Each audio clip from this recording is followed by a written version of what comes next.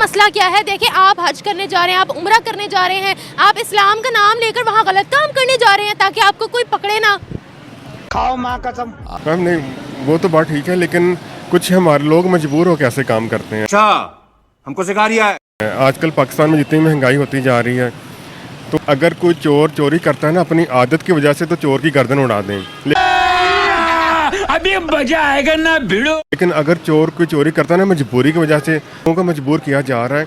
दूसरी बात है कि यहाँ पर हमारे पास एजुकेशन सिस्टम उस तरह का डेवलप नहीं हो सका गजब बेइज्जती है। जो लोगों को हुनर सिखा सके। लोग यहाँ पर एमफिल कर लेते हैं लेकिन उनको जॉब नहीं मिलती, तो इस तरह बेरोज़गारी बढ़ती है।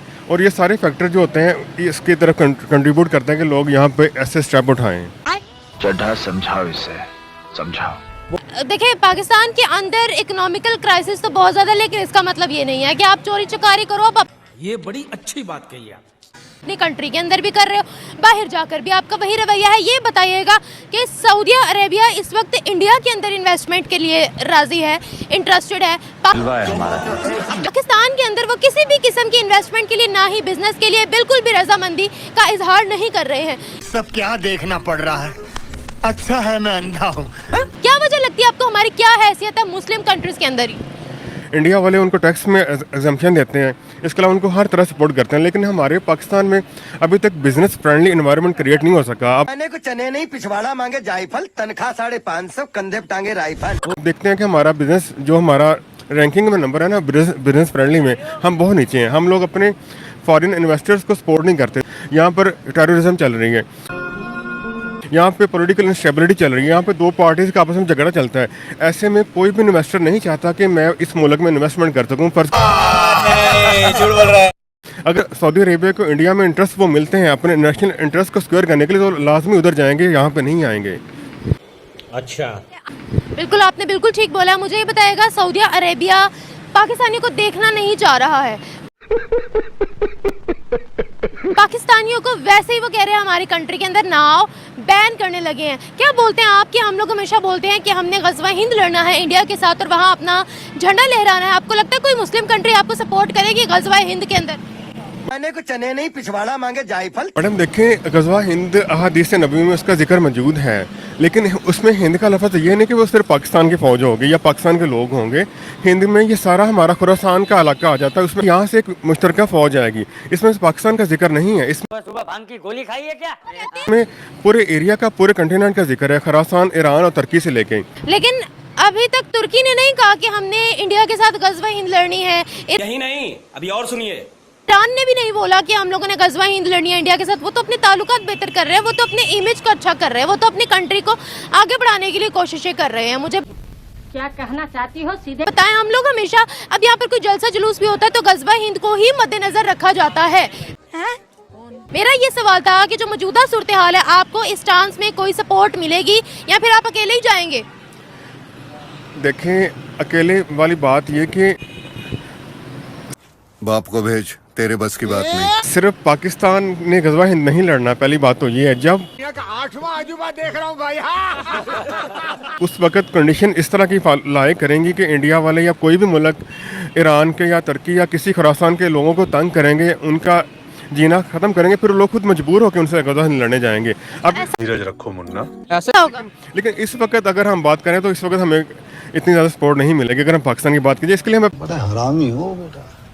सिर्फ किताबों को रटा लगाने से कुछ नहीं हो सकता, उससे जॉब्स नहीं मिलती, उसमें हम कुछ दुनिया में साइंटिस्ट नहीं बन सकते। कितने साइंटिस्ट हमारे बने हैं हमारे एजुकेशन सिस्टम से आज तक। अब मुझे यहाँ पर ये बताइएगा, क्या कहते हैं आप कि हम पूरी दुनिया में आइसोलेट अब हो गए हैं?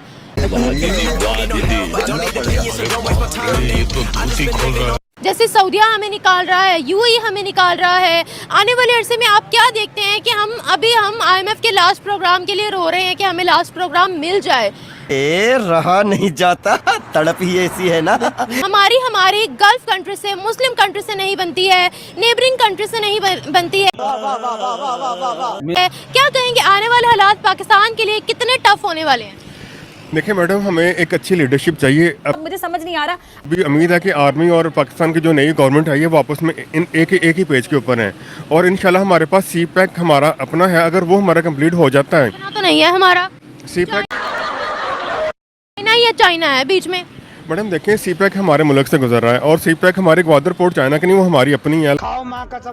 हम उस पोर्ट को यूज़ करके दुनिया में अपना एक नाम बना सकते हैं। और पता है गवादर लीज पर है, समझाओ इसे, समझाओ। ये तो नहीं कि है तो आपकी नहीं है, अब वो लीज पर है। मैडम जाके इलाज कराओ अपना। इस बात का मुझे वाकई इतना नहीं है कि ना, हमारा एक पुराना दोस्त है, वो हमें कभी आइसोलेट नहीं करेगा, हमारा साथ देगा। क्या औकात बता रहा हूँ सर, बुरा नहीं मानना सर। अब्बा, इतना ट्रस्ट चाइना पे, वैसे ही तो पहले लूट तो चुका है आपको चाइना अपनी डेट ट्रैप पॉलिसी में फंसा के। देखा आपने लापरवाही का नतीजा है। मैडम देखिए, वो डेट ट्रैप पॉलिसी नहीं है। हाँ, ऐसी बात हरगिज़ नहीं है। ये अमेरिका की तरफ से प्रोपेगेंडा किया जा रहा है 2-3 साल से सी पैक के खिलाफ। उसको ये हमें हमको सिखा रिया है। सी पैक हमारा अपने मुल्क से गुजरता है, रोड उसके सारे हमारे मुल्क से गुजर रहे हैं। ये हमारी ऑरेंज लाइन सारी सी पैक के प्रोजेक्ट के थ्रू बनी है। तो ये कर्जा ही है ना, अब आपका रेवेन्यू आपकी कंट्री में तो नहीं जा रहा, ये ऑरेंज लाइन का जितना रेवेन्यू सारा चाइना को जा रहा है। ऐसे तो नहीं होता है। लेकिन उसके बेनिफिशियरी तो हम लोग हैं ना। हम देखें, मैंने अभी इसमें सफ़र करना है तो उसका फ़ायदा तो आवाम को हो रहा है ना। इसमें एनर्जी के प्रोजेक्ट्स हैं, उसमें हमारा रोड इंफ्रास्ट्रक्चर है। तो ये एक बता दे जो कंप्लीट हुआ हो सी पैक के प्रोजेक्ट में से, कोई एक प्रोजेक्ट तो जो हुआ हो कंप्लीट। आपने अपनी चीजों को गिरवी रखवा दिया चाइना को। This is the debt trap policy जो कि हमें अभी तक समझ नहीं आई है भाई। अगर वो हमारे यहाँ पर इन्वेस्टमेंट कर रहे हैं, अगर वो सी पैक में गवादर में आ रहे हैं, वो आस पड़ोस के मुल्कों पे नजर रखने के लिए आ रहे हैं। ये बड़ी अच्छी बात कही आप। हम देखें, सी पैक का अभी कंप्लीशन पीरियड 2030 तक है। अभी इसमें 5-6 साल रहते हैं। इसमें ऑरेंज लाइन प्रोजेक्ट कंप्लीट हो चुका हुआ है। इसके अलावा